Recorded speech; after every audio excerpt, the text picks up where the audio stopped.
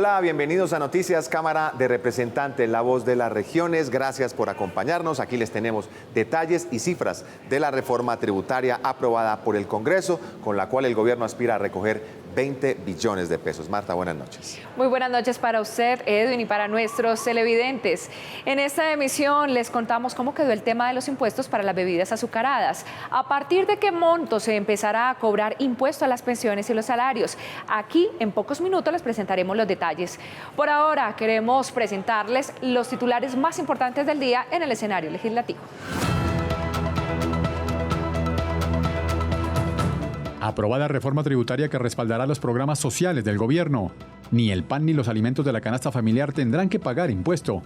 Impuesto en zonas francas tendrá modificaciones. Quienes evadan los impuestos tendrán cárcel. ¿Cómo quedaron los impuestos para salarios y pensiones altas? Aquí se los contamos. Aprobado presupuesto de regalías para los próximos 2 años. Niñas, niños y adolescentes tendrán quienes los defiendan en la Cámara. Se crea Comisión de la Infancia y la Adolescencia. Está prácticamente lista la nueva reforma tributaria, uno de los proyectos prioritarios de este gobierno y que garantiza los recursos para financiar las apuestas sociales para los próximos 4 años. Esta iniciativa fue ampliamente socializada y discutida y busca recaudar al menos 20 billones de pesos. Después de meses de discusión, socialización y de más de 300 horas de reuniones escuchando a la sociedad civil, gremios, al sector político y privado, avanzó la reforma tributaria para la igualdad y la justicia social que busca recaudar 20 billones de pesos para el 2023. Rubro que aumentaría hasta los 23 billones para el 2026. Lo he dicho y lo confirmo, esta es la reforma más progresiva de la historia. Aquí hay obviamente algunos sectores que van a pagar más impuestos, pero esos sectores son todos de altos ingresos. Esta reforma, que fue estructurada a través de una amplia conversación nacional, busca saldar la deuda histórica con la población más vulnerable del país. Esta reforma tributaria es el reflejo de lo que es este gobierno, es el reflejo del diálogo, de la concertación, de la participación y de la democracia. Ha sido una reforma tributaria que ha sido debatida durante mucho tiempo, que ha garantizado la participación de todas las bancadas, de todas las organizaciones. Este nuevo sistema tributario, aseguran desde el gobierno, es equitativo y dispondrá mayores recursos para programas sociales del gobierno, programas ambientales y de paz. Mejora en términos de infraestructura, vías terciarias, mejora en centros de salud e instituciones educativas, tratamiento de agua potable, entre otros. Ahora, ¿quiénes pagarán la tributaria? El que más aportará será el sector de hidrocarburos. También las personas naturales de más altos ingresos, personas jurídicas, personas con patrimonios altos superiores a los 3.000 millones de pesos, el sistema financiero, entre otros. Desde el gobierno se ha asegurado que esta no es una reforma contra los pobres y es redistributiva. Partidos que votaron en contra piensan diferente. Esto no le conviene al país. Sin duda, esta es una reforma regresiva que lo único que va a llevar al país es al primer trimestre del otro año o del siguiente año a que el crecimiento sea de 0. Lo que continúa en el trámite es la votación de la conciliación del texto entre Cámara y Senado, que se realizaría la próxima semana. Uno de los aspectos más controvertidos fue el tema de los alimentos como el pan, el yogur, el queso y el salchichón, entre otros. Aquí les presentamos los detalles de las bebidas azucaradas y los alimentos ultraprocesados incluidos en la reforma tributaria. La tabla de impuestos para las bebidas azucaradas quedó así: por cada 100 miligramos menor a 6 gramos de azúcar pagarán 0 impuestos, entre 6 y 10 gramos 18 pesos y a partir de 10 gramos 35 pesos. Lo primero es que hay que entender que los impuestos saludables tienen 2 componentes. Las bebidas azucaradas que quedan tal cual, esa nos parece que es correcto que tengan una imposición tributaria, pero el otro son unos comestibles. En esos se supone que son comestibles que tienen grasa, azúcar, sodio, que le han llamado procesados o ultraprocesados. No todos son galletas, festival o dulces. No, ahí también hay comida como el pan, ahí también hay, por ejemplo, pastas, ahí también hay mermelada, ahí hay salchichas o cárnicos. Entonces, eso fue lo que debatimos. Hay alimentos que ya tienen un incremento. Entonces, por favor, excluyámoslo porque vamos a afectar a los hogares. Bueno, estamos de acuerdo con estos impuestos saludables porque ya es centenaria y hay evidencias científicas sobre los daños que le hacen a la salud este tipo de alimentos, el azúcar, pero además los edulcorantes que son saborizantes de nuevo cuño y que son tan dañinos o más que el azúcar. Por otra parte, el gobierno nacional enfatizó que alimentos como el salchichón, el queso, el yogur, pan artesanal, entre otros, no serán gravados. Ya el pan de 200 ya no existe, o sea, el pan más barato que vendemos acá en nuestra panadería es de 900 pesos. Ha subido mucho los precios, los costos en la gasolina, lo que es el azúcar, todo lo... La mayoría de la Cámara de Representantes estamos de acuerdo con establecer un impuesto a las bebidas azucaradas. Sin embargo, la mayoría no estábamos de acuerdo con establecer impuestos a alimentos consumidos por la población más pobre de este país. Al final se aprobó la propuesta de establecerle el impuesto a las bebidas azucaradas tal como estaba en la ponencia inicialmente y se excluyeron algunos alimentos derivados lácteos, especialmente bocadillo, entre otros alimentos de consumo. En el momento en que a un insumo le aumentan el precio, pues lógicamente todos los productos que de él se generen van a tener un alza. ¿Quién va a pagar esa alza? Esa alza no la va a pagar el gobierno porque el gobierno no va a subsidiar el producto. Necesariamente o sí o por sí la va a pagar el consumidor final. Se determinó además que los tenderos que tengan ventas anuales menores a 380 millones de pesos no tendrán que pagar ningún impuesto adicional. Desde Neiva, Huila, Noralba Gómez para el noticiero de la Cámara de Representantes, La Voz de las Regiones. Pero finalmente, ¿cómo le va al sector de hidrocarburos que tanta expectativa mantiene entre las multinacionales? En el siguiente informe les contamos los detalles en materia de tributos para la exportación de petróleo y carbón. Una de las discusiones que generó más controversia fue la carga tributaria que tendrá el sector de hidrocarburos, que aunque para sectores afines del gobierno es justo por la explotación de recursos que hacen al país, para otros esto pone en riesgo las inversiones y las finanzas del país. Recordemos que este sector exporta más del 40% de todo lo que produce nuestro país al extranjero. Vamos a levantar algunas exenciones, paguen algo más de lo que están pagando para garantizar que la explotación de los recursos naturales contribuya a resolver los problemas de pobreza que hay en el país. Otro de los puntos del debate frente a los impuestos al sector de los hidrocarburos fue la no deducibilidad de las regalías del impuesto de renta. Para muchos esto afectaría la inversión en regiones como Guaviare y Guainía y además disminuiría el presupuesto de regalías que sirve para invertir en varias regiones pobres de Colombia. Esto perjudica a los departamentos donde se extrae, se explota el petróleo, porque hace que las empresas no reinviertan recursos para mantener la producción y para hallar nuevos pozos petroleros, y entonces ocasiona que las rentas del mismo país, la de los departamentos, se van a ver perjudicados. Otros representantes aseguran que de esta forma se subsana una injusticia histórica con los municipios que no reciben regalías por sus pasivos ambientales. No se pagan regalías en Colombia. Fíjate que lo que sucede es que las compañías petroleras, por ejemplo, pagan una regalía, 100 pesos, y después las descuentan de la declaración de renta, es decir, se la embolsillan nuevamente. Eso no es serio con el país. La idea de esta carga al sector, aseguran desde el gobierno, es crear un sistema tributario más equitativo y a la vez seguir impulsando la llamada transición energética. Para las zonas francas también habrá algunas modificaciones en materia de tributación. Se prioriza que estas áreas sean realmente para dinamizar la exportación de productos. Por eso, aquí les contamos cuáles son los detalles de estos artículos. Las zonas francas se crearon para ser fuente de desarrollo, de generación de empleo y de atracción de nuevas inversiones. El país cuenta con 120 zonas francas, una de ellas ubicada en Cúcuta.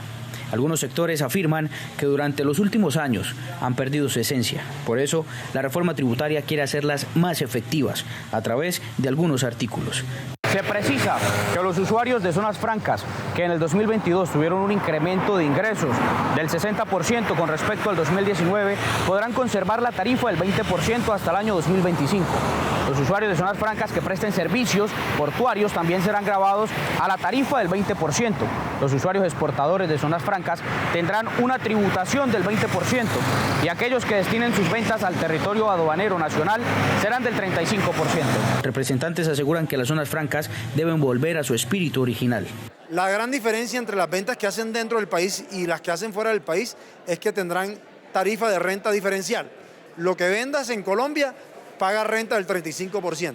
lo que vendas por fuera de Colombia o exporte, por decirlo de alguna manera, paga renta del 20%. Lo que propone el gobierno de darles un espacio para que ellos puedan exportar, 1 año me parece muy poco, estamos ampliando esto a 2 años, yo creo que es bastante considerable. Durante el año 2021 se exportaron a través de las zonas francas mercancías por 2.777 millones de dólares. Desde Cúcuta Norte de Santander, Adrián Leonardo Romero para el noticiero de la Cámara, la voz de las regiones. Pero Marta, los colombianos están pendientes de que les expliquen temas como ganancias ocasionales, pensiones y salarios, entre otros. Así es, Edwin. ¿A partir de qué monto tendrán que tributar quienes ganen más de 10 o 13 millones de pesos? ¿O cómo se distribuirán los premios de quienes se ganen la lotería o el chance? Aquí se los contamos. Otro de los artículos importantes de la reforma que aprobaron los representantes a la Cámara es el de ganancias ocasionales, que pasó del 10 al 15%. Ganancias ocasionales venía con una tarifa de hasta el 39% en la propuesta inicial, se logró mediar y quedó en una tarifa de 15% para las personas naturales, para juegos y espectáculos y rifas, loterías quedó en el 20%. Por otro lado, quedó establecido que quienes ganen una lotería pasarán a pagar del 20 al 25%. En el articulado se eliminó cualquier tipo de impuesto a las pensiones. Se tomó la decisión de respetar los acuerdos que se habían hecho entre el gobierno nacional y las diferentes bancadas para que las pensiones de los colombianos y colombianas no se vayan a tocar en lo más mínimo. En lo relacionado a salarios, quien gane más de 10 millones de pesos también entrarán a aportar más. Personas que sumando todas las rentas, no solamente los salarios, tengan más de 10 millones de pesos hacia arriba, el impuesto de renta les va a subir apreciablemente y por lo tanto la retención en la fuente. Otro de los cambios en el texto está relacionado con el sistema financiero, que entrará a aportar un poco más. Nuestra bancada propuso que se mantuviera la sobretasa a los bancos y que se incrementara de un 3 a un 5% y que esta sobretasa se utilizara para financiar, por supuesto, el mejoramiento de la red vial rural. Modificaciones a la tributación de los dividendos y el impuesto al patrimonio también quedaron incluidos en el nuevo esquema de tributación. Tras múltiples reuniones y foros sobre la cárcel para los evasores, finalmente la reforma tributaria acogió la propuesta de enviar a prisión a quienes evadan sus pagos en materia de impuestos. En la siguiente nota les contamos los detalles de esta iniciativa. Otro tema que tuvo gran discusión fue el tema de la cárcel para evasores. Que se acabó la evasión y la elusión. Vamos a lograr que quien evade impuestos tenga que pagarlos, tenga que llegar y decirle al Estado, mire, sí, yo estoy ganando, le doy al Estado para que el Estado pueda generar mejores condiciones de vida. Vamos por el gobierno del cambio.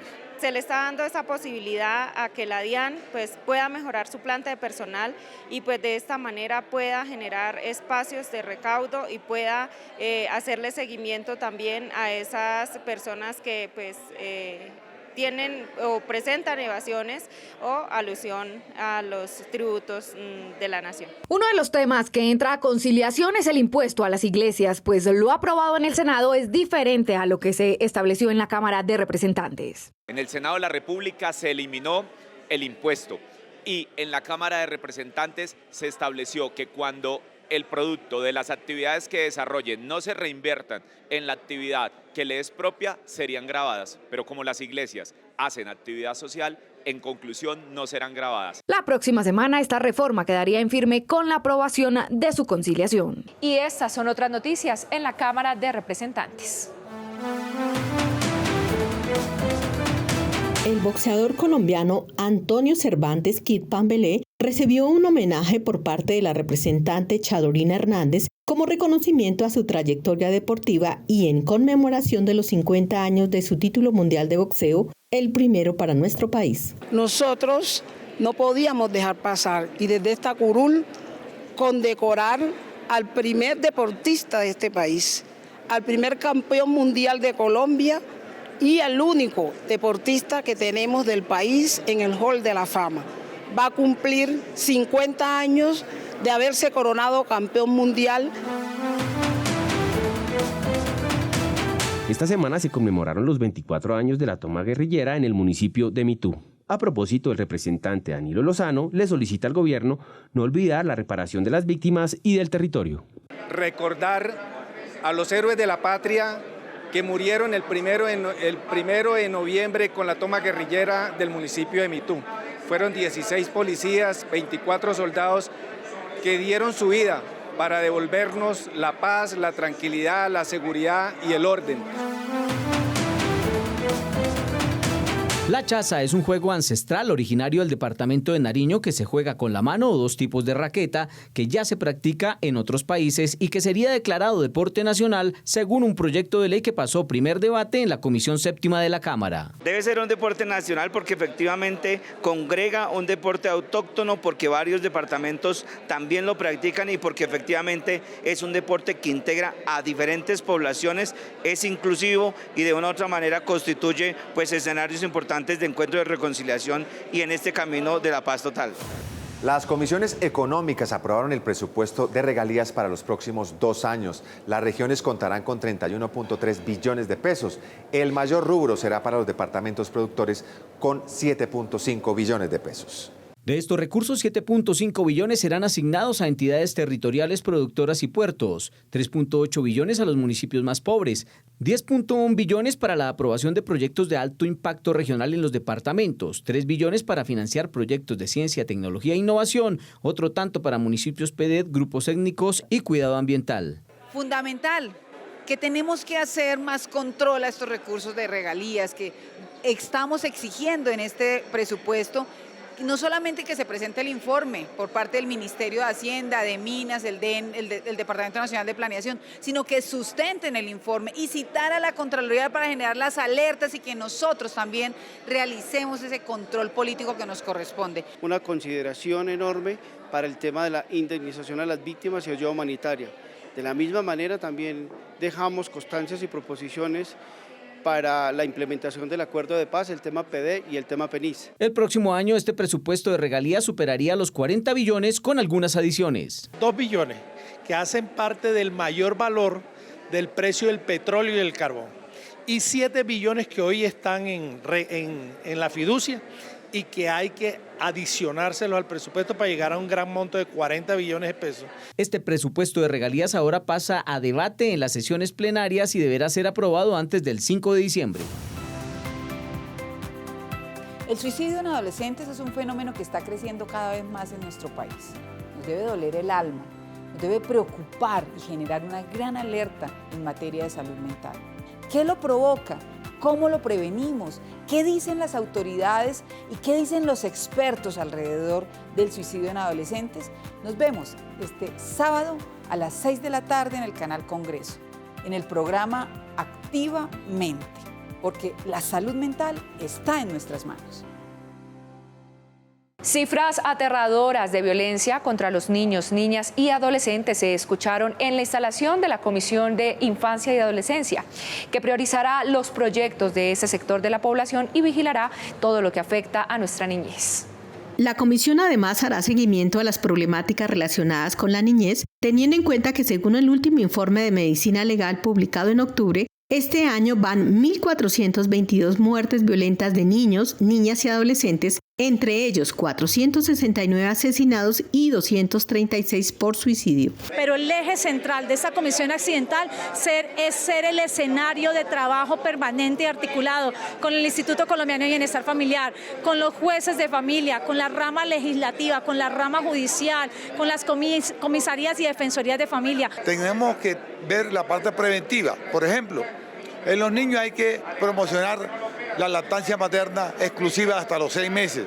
Eso mejora el vínculo madre-hijo y disminuye la violencia intrafamiliar. También a través de ello vamos a transmitir el afecto entre la madre y el hijo. Y así crecen niños sanos mentalmente. De otra parte, las entidades gubernamentales se comprometieron a reforzar los programas direccionados a la familia y la niñez. En este momento se ha tomado la decisión de encaminar buena parte de los recursos que tenemos a disposición para privilegiar los hogares compuestos por madres cabezas de familia con niños que se encuentran en la primera primera infancia. Al cierre de la sesión, los asistentes firmaron el Pacto por la Infancia y la Adolescencia, con el cual la Comisión se compromete a escuchar las iniciativas que redunden en mejorar la situación de los niños en Colombia. El invierno no da tregua en el país. Los departamentos del Valle del Cauca, Chocó y Putumayo están en emergencia por causa de las fuertes lluvias. Representantes de estas regiones pidieron al gobierno nacional medidas urgentes para enfrentar este fenómeno. Dios mío, Padre Celestial. La temporada invernal por la que atraviesa el país es la más fuerte de los últimos 40 años. Más del 70% del territorio nacional sufre las inclemencias de los torrenciales aguaceros. Según el IDEAM, lo peor está por venir. Hemos perdido 16 casas totalmente llevadas por la furia de la naturaleza del río Ariari y 20 que están más amenazadas. En Sibundoy, San Francisco, Santiago y Colón, un punto de un dique de un distrito de drenaje que hay en la zona se rompió. Hay 4 instituciones educativas con más de 2.000 estudiantes que han tenido que ser desalojados. Más de 5.000 viviendas destruidas, vías y puentes colapsados y múltiples derrumbes son el pan de cada día para más de 196.000 familias damnificadas que lo han perdido todo. Queremos una buena ejecución de los recursos públicos, de esos 11 billones que habla el gobierno nacional que hay para atender la emergencia. Pero además queremos prontitud. La gente no quiere mercados, la gente no quiere hoy hamacas, ayudas. La gente lo que quiere realmente es que se resuelva la situación. Aplaudimos la decisión que toma el presidente Gustavo Petro porque esto nos permite que los departamentos tengan recursos para afrontar esta difícil problemática del cambio climático. La declaratoria de desastre natural emitida esta semana por el gobierno nacional permitirá reorientar partidas presupuestales para atender a los territorios más afectados por este invierno. Para el noticiero de la Cámara, Juan Andrés González, La Voz de las Regiones. La posibilidad de repatriar a los colombianos que cumplen condenas en cárceles peruanas quedó a un paso de convertirse en ley. La iniciativa beneficiaría a aquellos connacionales que cumplen sus condenas en el vecino país. Las familias de estos connacionales esperan la ratificación del acuerdo desde hace 4 años, cuando los entonces presidentes de ambos países lo firmaron en Cartagena. Tenemos bastantes solicitudes de personas que se encuentran recluidas en muchas cárceles de todo el mundo, con situaciones muy difíciles, violación de los derechos humanos. Hay gente que hasta los engañan, gente que tiene más de 5 o 6 años y todavía no han sido condenados, gente que pagan para que los asistan y los engañan, les roban la plata, y toda la familia, tienen familias con discapacidad, niños con situaciones de enfermedades gravísimas. Este es un tema humanitario para nuestros hermanos colombianos que se encuentran condenados, porque solo aplica a ciudadanos condenados en el país de Perú, que nos estaría costando solamente unos $300 traer a unos hermanos colombianos a que terminen de pagar su condena en su país, cerca de su familia. Estos tratados permiten la cooperación internacional para repatriar los presos colombianos. Este es un tratado que dará pie para poder continuar este tipo de estrategias bilaterales con otros países. En principio, todos los países de frontera son prioritarios y, por supuesto, toda la ruta de la migración que conduce hacia el norte debe estar incluida en este tratado. El Congreso de Perú ya ratificó el acuerdo. En Colombia solo le falta el último debate y la revisión de la Corte para que en un principio por lo menos 16 connacionales terminen de cumplir las penas cerca de sus seres queridos. Estas son otras noticias en la Cámara de Representantes. Crear la Comisión Legal para la Protección y la Reivindicación de los Derechos Indígenas y Ancestrales es lo que pretende un proyecto de ley que busca reconocer la importancia del pueblo indígena y los más de 2 millones de ciudadanos que los conforman. 3,4% de la población de Colombia vamos a estar beneficiando con ese proyecto de ley. Desde muchos años atrás nosotros, los pueblos indígenas, hemos tenido muchos atropellos, nunca nos han tenido en cuenta. Es una comisión legal donde se le va a garantizar el derecho constitucionalmente de 1991 que no se ha visto reflejado en el Congreso. El Frente Parlamentario contra el Hambre es una red de legisladores que hacen presencia en 21 países, cuyo objetivo es el de fortalecer las instituciones a fin de desarrollar políticas para erradicar el hambre en América Latina y el Caribe. En la Cámara se reunieron representantes de este grupo parlamentario para plantear soluciones en el tema de la seguridad alimentaria de la región. Es importante rescatar la disposición que hay de los coordinadores para el trabajo en equipo, la disposición también que hay del doctor Bojanik para la construcción de un capítulo especial desde los diálogos vinculantes, de poder desde el plan de desarrollo crear unas hojas de rutas, crear un eje fundamental para poder vencer el flagelo del hambre. Hemos radicado una proposición para hacer la audiencia pública en el departamento de La Guajira. Es el departamento que ha venido más afectado, que ha colocado más muerte por desnutrición infantil. Con un resultado de 78 votos por el sí y 75 por el no, la prohibición de las corridas de toros en el país no pasó. Ya son 4 veces que el proyecto es archivado por la plenaria de la Cámara. Es realmente muy triste que este sea un mensaje que mande hoy la Cámara de Representantes. Nosotros creímos que este iba a ser el Congreso del Cambio y que este tipo de transformaciones, que no son simplemente semánticas, sino que son transformaciones culturales, pues iban a tener, si se quiere, un protagonismo mucho mayor. La ola de inseguridad que afronta Amazonas, sumado a la falta de conectividad y oportunidades, originaron que la Comisión Segunda se desplazara hasta Leticia para escuchar a los habitantes de la región. La representante a la Cámara, Karina Bocanegra, del Partido Liberal, fue la citante de la sesión informal realizada en Leticia. No podemos permitir que sigan habiendo homicidios, que sigan sucediendo hurtos aquí en esta frontera. Necesitamos la fuerza pública, necesitamos que el Gobierno Nacional y el Ministerio de Defensa, con la policía y con todas las fuerzas públicas, miren al Amazonas. Líderes indígenas, comerciantes, jóvenes y mujeres expresaron el clamor de una comunidad que pide acciones urgentes al Gobierno Nacional. Ya no podemos salir por fuera de los resguardos porque nos están amenazando a nuestros jóvenes. Tenemos esas dificultades de conectividad tanto para los que estudiamos, tanto para los que trabajamos. Congresistas de la Comisión Segunda de la Cámara de Representantes anunciaron debates de control político a varias entidades, además de mantener toda la atención sobre el departamento de Amazonas. La responsabilidad de cada uno de los miembros de las diferentes instituciones, organismos de control, entes territoriales que tienen que responder por todos los inconvenientes que tenemos en el departamento del Amazonas. Con 110.000 kilómetros, Amazonas es el departamento más grande del país. Representa la esperanza ecológica y ambiental del mundo. Desde Leticias, Amazonas, para el noticiero de la Cámara de Representantes, Euder Gutiérrez, la voz de las regiones. Tras los excelentes e históricos resultados obtenidos por las integrantes de la selección sub-17 de fútbol femenino, quienes alcanzaron el subcampeonato del mundo en esta categoría y el también reciente título orbital en el fútbol de salón, el Congreso se comprometió a buscar más apoyo para nuestras deportistas. El crecimiento en la participación deportiva de las mujeres es imparable. Su excelente desempeño en diferentes disciplinas en donde reinaba la participación masculina hace que sean más reconocidas. Nos sentimos muy orgullosos de los resultados que han dado las mujeres en el deporte hoy en día, con ser subcampeonas mundiales, también con el equipo de fútbol de salón de mujeres que son campeonas mundiales. Realmente nos lleva a sentirnos orgullo porque ha sido muchos años de lucha en que la mujer ha querido conquistar estos espacios. Representantes hacen un llamado a las entidades gubernamentales para que aumenten la inversión en el deporte femenino y que haya igualdad de género en su vinculación.